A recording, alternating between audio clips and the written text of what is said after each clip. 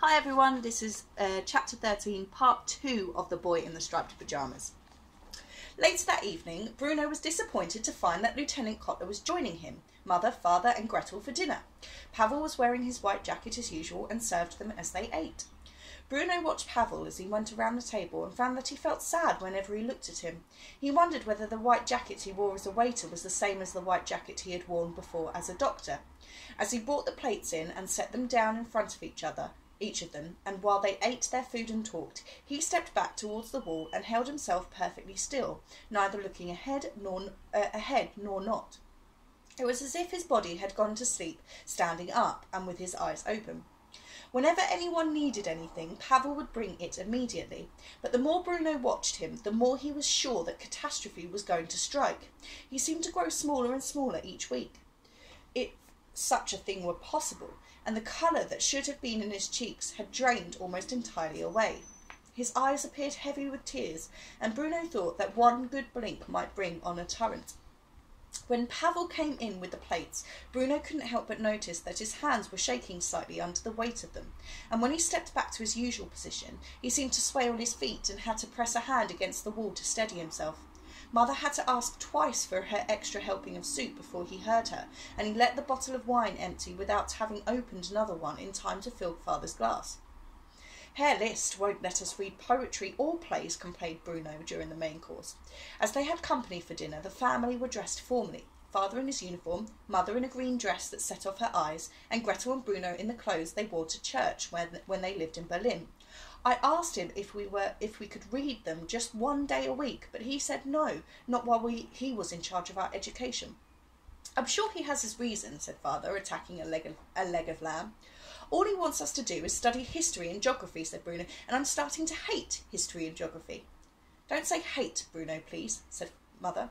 Why do you hate history? Asked Father, laying down his fork for a moment and looking across the table at his son, who shrugged his shoulders, a bad habit of his.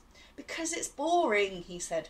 Boring, said Father. A son of mine calling the study of history boring. Let me tell you this, Bruno, he went on, leaning forward and pointing his knife at the boy. It's history that's got us here today. If it wasn't for history, none of us would be sitting around this table now. We'd be safely back at our table in our house in Berlin. We are correcting history here.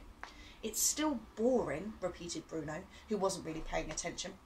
You'll have to forgive my brother, Lieutenant Kotler, said Gretel, laying a hand on his arm for a moment, which made Mother stare at her and narrow her eyes. He's a very ignorant little boy. I am not ignorant, snapped Bruno, who had had enough of her insults. You'll have to forgive my sister, Lieutenant Kotler, he added politely, but she is a hopeless case. There's very little we can do for her. The doctors say she's gone past the point of help. Shut up, said Gretel, blushing scarlet. You shut up, said Bruno with a broad smile. Children, please, said Mother. Father tapped his knife on the table and everyone was silent. Bruno glanced in his direction. He didn't look angry exactly, but he did look as if he wasn't going to put up with much more arguing. I enjoyed history very much when I was a boy, said Lieutenant Kotler after a few silent moments, and although my father was a professor of literature at the university, I preferred the social sciences to the arts. I didn't know that, Kurt, said Mother, turning to look at him for a moment. Does he still teach them? I suppose so, said Lieutenant Kotler. I don't really know. Well, how could you not know? She asked, frowning at him. Don't you keep in touch with him? The young lieutenant chewed on a mouthful of lamb, and it gave him an opportunity to think of a reply. He looked to Bruno as if he regretted having brought the matter up in the first place.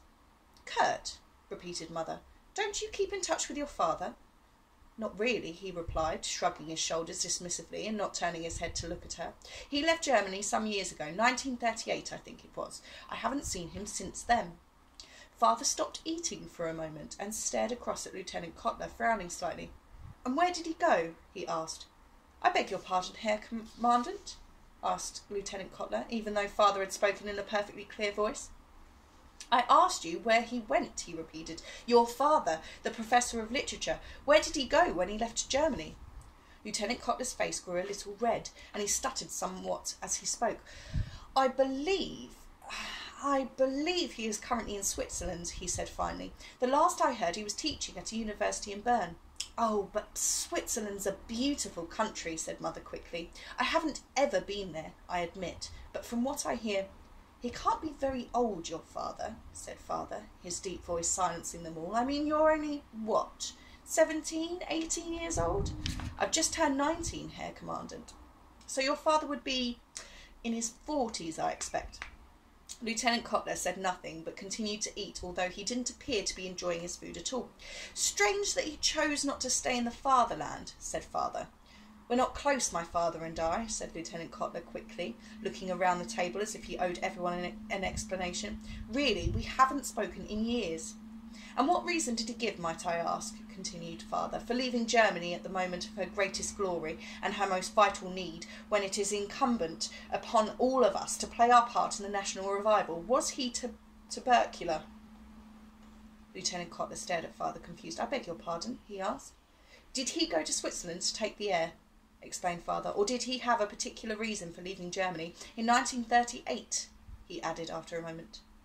"I'm afraid I don't know, Herr Commandant," said Lieutenant Kotler. "You would have to ask him."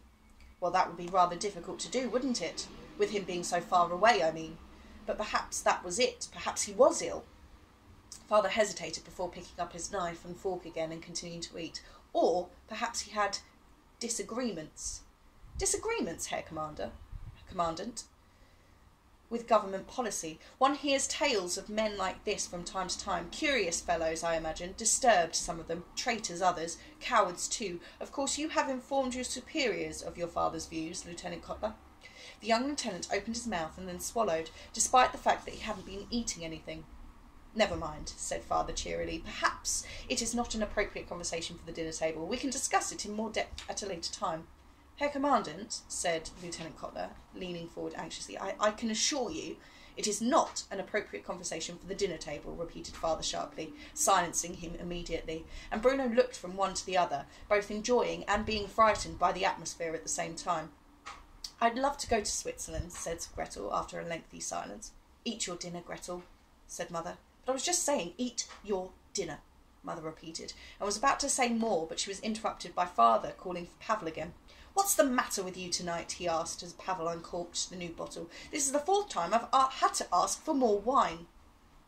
Bruno watched him, hoping he was feeling all right, although he managed to release the cork without any accidents. But after he had filled father's glass and turned to refill Lieutenant Kotler's, he lost his grip of the bottle somehow, and it fell crashing, glugging its contents out directly onto the young man's lap. What happened then was both unexpected and extremely unpleasant. Lieutenant Kotler grew very angry with Pavel, and no one, not Bruno, not Gretel, not mother, and not even father, stepped in to stop him doing what he did next, even though none of them could watch, even though it made Bruno cry and Gretel grow pale. Later that night, when Bruno went to bed, he thought about all that had happened over dinner. He remembered how kind Pavel had been to him on the afternoon he had made the swing, and how he had stopped his knee from bleeding, and been very gentle in the way he administered the green ointment. And while Bruno realised that father was generally a very kind and thoughtful man, it hardly seemed fair or right that no one had stopped Lieutenant Kotler getting so angry at Pavel, and if that was the kind of thing that went on out with, then he'd better not disagree with anyone any more about anything. In fact, he would do well to keep his mouth shut and cause no chaos at all. Some people might not like it. His old life in Berlin seemed like a very distant memory now, and he could hardly even remember what Karl, Daniel or Martin looked like, except for the fact that one of them was a ginger. And part 2 question is, why does Lieutenant Kotler get so angry, do you think?